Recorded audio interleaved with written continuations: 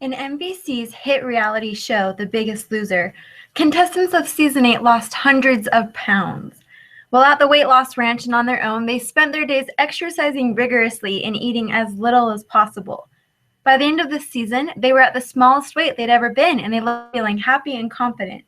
However, as a recent article from the New York Times states, as each returned to their private life, the weight slowly crept back on, despite their best efforts to diet and exercise. Though disappointing, their story is not unusual. Maybe you've experienced what I'm talking about. Have you ever tried a diet and lost a few or more pounds, only to have those same pesky pounds creep right back on? Then the next time you diet, it's even harder to get them off. Or maybe you've tried to diet, but feel so hungry and cranky that you end up binging on tons of food, vowing to yourself that you'll do better the next time. Or perhaps you've struggled with some stressful circumstances and have found food to be your only source of comfort or the only thing you have control over. Chances are the majority of you have experienced one of these feelings. Our nation is simultaneously starving for nutrients while tipping the scales as one of the most overweight countries in the world. Yet, we have a $30 billion a year dieting industry. We are obsessed with counting calories, carbs, fat, and getting our workouts in, yet we remain overweight. Is it because we're all a bunch of lazy bums? Well, many would tell you, yes. I'd like to submit another idea. Maybe the prescription we've been given for weight loss is incorrect. While many of you may be doubtful, just hear me out.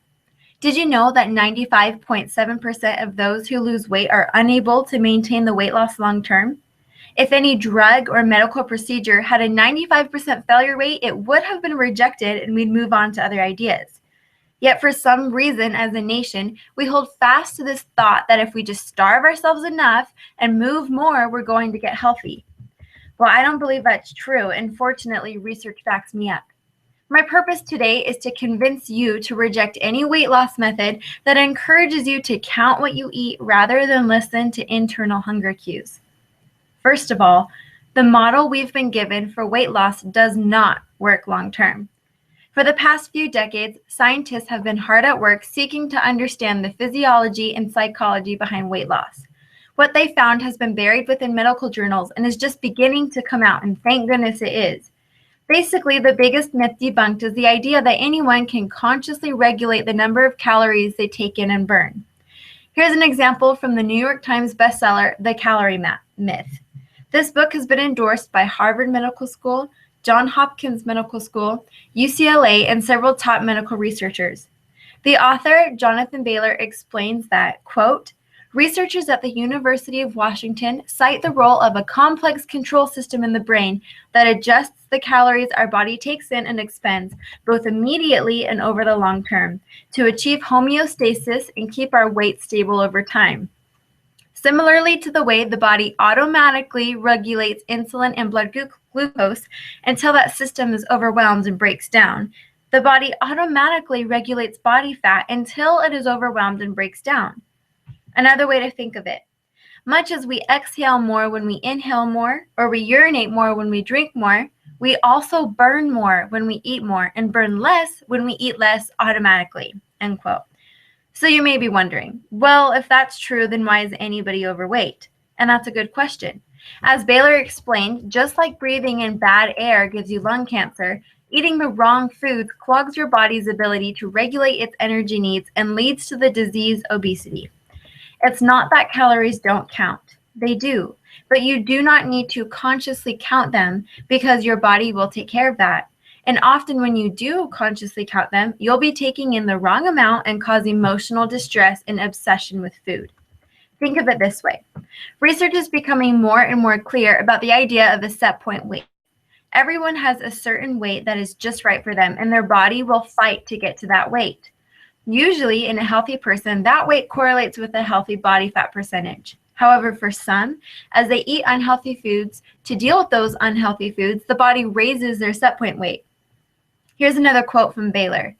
Quote, long-term fat gain works like this. A person's hormones go haywire, causing his set point weight to rise, and then his body fights to keep him storing more fat. Obesity is not a disorder of body weight regulation. Most obese people hold a stable weight around their elevated set point weight. Obesity is simply the result of a body defending the elevated set point weight. end quote. So then the question becomes, how do we lower our set point weight? How do we heal our metabolism? The answer is through what we eat. That brings me to my next point. Focus on the quality of your food instead of quantity and practice mindful eating. Seek to fill your diets with so much nutrient-rich, healthful foods that you crowd out less healthy options. To learn more about what is truly healthy, seek sources that are credible and will give a comprehensive view of nutrition. This could be like a nutrition textbook or a website run by certified, registered dietitians. There are many fad diets and dieters that claim to know about nutrition, so be careful about who you listen to. As you learn more about what truly is healthiest, look for recipes for these foods and fill your kitchen with them. Focus on all the good foods available instead of worrying about what you shouldn't eat. Next, seek to be a mindful eater who listens to their intuitive hunger cues and needs. Too often we eat out of a need for stress relief, or we eat hurriedly while on the go. Mindful eaters take time to listen to their internal hunger cues, and they delight in the inherent joy of eating. They only eat when hungry, and they stop when full, and they savor each bite. They don't associate morality with foods, and rather focus on how some foods make them feel, and choose to eat the foods that make them feel light and energized. My favorite resource to learn about this way of eating is the book Intuitive Eating, so check that out. In conclusion, this process of filling up your life with good foods and practicing intuitive eating takes a long time to fully incorporate. It is not a quick fix, and it will most likely not have obvious results right away. But I promise that it works long term. 6 years ago, I began my journey with focusing on quality instead of quantity and only eating when I was truly hungry, and my body slowly lost about 15 pounds. I have since unconsciously maintained that weight loss even through 2 pregnancies. I never went hungry, and I actually feel great because healthy eating just feels better.